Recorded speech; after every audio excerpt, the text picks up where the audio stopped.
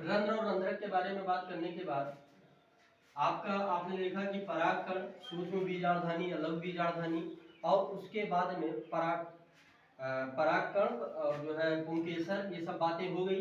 अब आप बात करते हैं पुष्प के मादा जननांगीय भाग, जहां से अंडकोशा का निर्माण होगा और वो स्त्री केसर, गुरु बीजाणुधानी और भ्रूणपोष, इनको पढ़ना है आपको।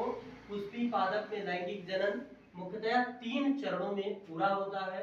निषेचन पूर्व घटनाएं, निषेचन और निषेचन पश्च घटनाएं। निषेचन पूर्व घटनाओं में युग्मक निर्माण, परागण और जो है ये 2 प्रक्रियाएं हैं।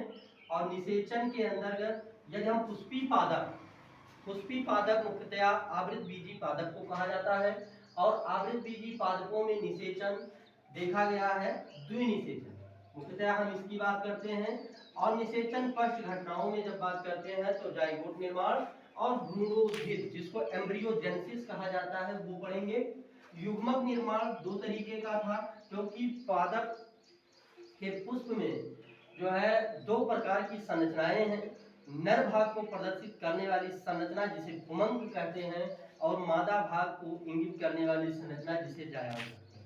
पुमंग की इकाई पुंकेसर होती है, जायांग की इकाई स्त्री केसर होती है।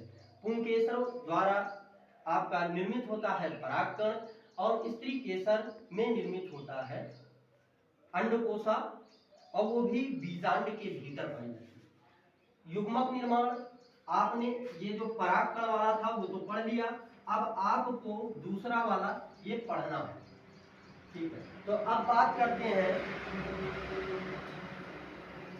स्त्री केसर के बारे में। ये बात कर लेते हैं स्त्री केसर के बारे में कि स्त्री केसर वास्तव में क्या होता है, इसकी संरचना कैसी होती है, ये कैसा दिखता है, इसके भागों के नाम क्या होते हैं, तो इनके बारे में थोड़ा सा जान लेते हैं। और उसके आगे जो है बीजांड और जो है भ्रूणोद्भिद, भ्रूणपोष, ये सब क्या है, इन सब प्रक्रियाओं को जानेंगे। स्त्री केसर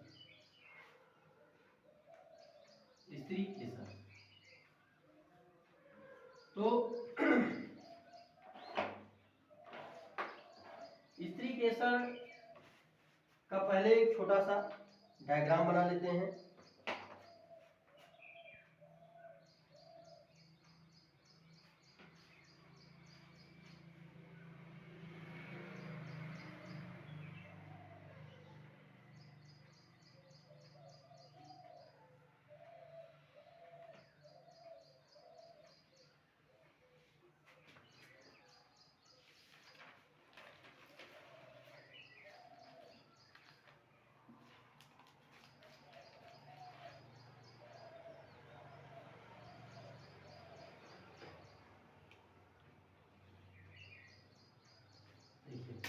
ये आपका स्त्री केसर होता है।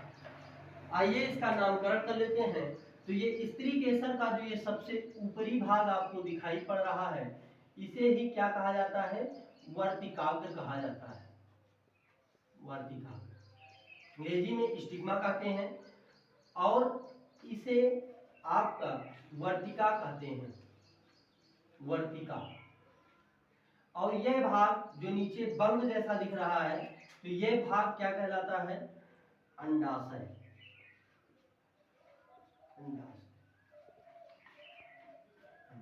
जिसको ओवरी कहते हैं। और अंडाशय जिसके संपर्क में आधार से जुड़ा होता है उसे हम पुष्पासन कहते हैं। और वास्तव में देखा जाए बाह्य दल, पुमंग और जायांग, ये चारों भाग आधार से पुष्प के जिस भाग से जुड़े होते हैं उसे पुष्पासन कहते हैं।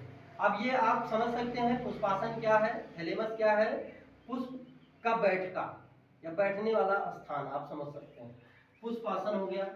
और पुष्पासन के नीचे ये जो डंठल संरचना आपको दिख रही है, ये पुष्प वृंत कहलाती है, पुष्प वृंत कहलाती है, पिडंकल जिसको कहा जाता है। यहां पर बात करते हैं कि अंडाशय के भीतर एक संरचना पाई जाती है, उस संरचना को बीजांड नाम दिया जाता है। क्या नाम देते हैं? बीजांड। तो आपसे कोई बोले कि बीजांड कहाँ पाया जाता है, तो कभी मत कहिएगा कि बीजांड अंडाशय के बाहर पाया जाता है। बीजांड कहाँ पाया जाएगा? अंडाशय के भीतर। अंडाशय के भीतर जो संरचना होती है उसे हम बीजांड कहते हैं। बीज सदृश संरचना है, इसलिए इसका नाम बीजांड हो गया है। अब यदि बात करते हैं वर्तिकाग्र की, तो वर्तिकाग्र क्या है? अच्छा, ये तीनों भाग किसके हैं? जब हम स्त्री केसर की बात करते हैं तो इसके मुख्यतया तीन ही भाग हैं, जिसमें एक हो गया वर्तिकाग्र, क्योंकि इसमें कई सारे नाम हो गए तो अलग करना जरूरी है, और दूसरा हो गया आपका वर्तिका, और तीसरा भाग आपका क्या होता है? अंडाशय। स्त्री केसर के यही तीन मुख्य भाग होते हैं, 1, 2 और 3। जब वर्तिकाग्र की बात करते हैं तो परागकण परागण क्रिया द्वारा मादा जननांग पुष्प के जिस भाग पर पहुंचता है उसे हम क्या कहते हैं? वर्तिकाग्र। इसीलिए वर्तिकाग्र को landing platform of pollen grain कहा जाता है, क्योंकि यहीं पर क्या होगा? परागकण आएगा, और यह बहुत ही संवेदनशील भाग होता है। तो लिखेंगे कि स्त्री केसर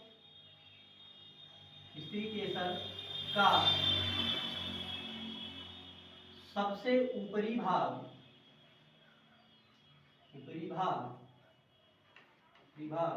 जहां पर परागण क्रिया के उपरांत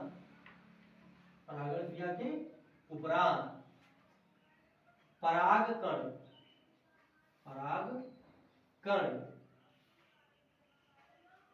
गिरते हैं।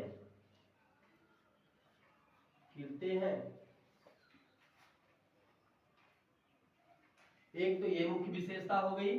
अब ये मादा जननांग का सर्वाधिक संवेदनशील भाग होता है, संवेदनशील भाग होता है। अच्छा, जब हम रंध्रक इत्यादि की बात कर रहे थे तो उस समय हमने बात किया था कि पराग स्त्री केसर संकर्षण। तो स्त्री केसर तो मुख्यतः ये तीन भाग हैं। तो स्त्री केसर संकर्षण मतलब होता है कि वो पराग आएगा, वर्तिकाग्र पर पहुंचेगा, और ये दोनों आपस में रसायन की भाषा में, रासायनिक यानी जो है केमिकल जो है लैंग्वेज का इस्तेमाल करके आपस में वार्तालाप करते हैं। तो वर्तिकाग्र और परागकण के आपस में वार्तालाप को ही पराग स्त्री केसर संकर्षण कहते हैं। तो वो कहां पर होगा? वो यहीं पर होता है। तो आप लिखेंगे कि पराग स्त्री केसर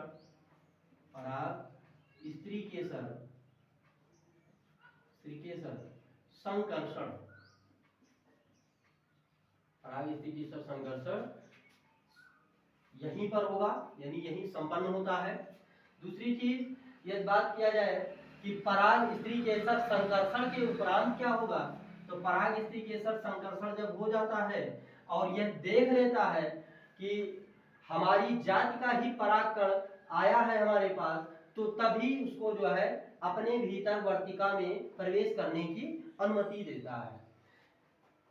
अच्छा, अन्य किसी जाति का, जैसे कद्दू लौकी का, ये किसी अन्य पादप में गया है परागकण, या अन्य किसी पादप पर परागकण पहुंच गया है, और अगर यह संकर्षण क्रिया ना हो और ये सीधे अनुमति दे दे तो बड़ा अपराध हो जाएगा। तो कहीं ना कहीं इसको ध्यान रहता है और ये रोके रखता है कि हाँ गलत ना होने पाए। तो ये अपनी जाति के परागकणों की पहचान करता है। तो आप ये भी लिख लेंगे कि अपनी जात के परागकणों की पहचान करता है।